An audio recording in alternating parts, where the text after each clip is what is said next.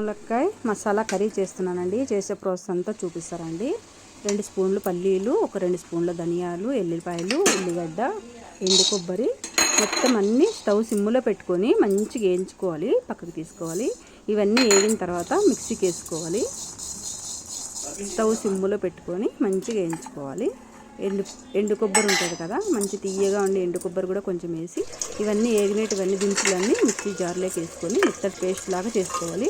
ఇందులోనే ఒక పెద్ద ఎల్లుల్లిపాయ పొట్టు తీసి వేసుకోవాలి.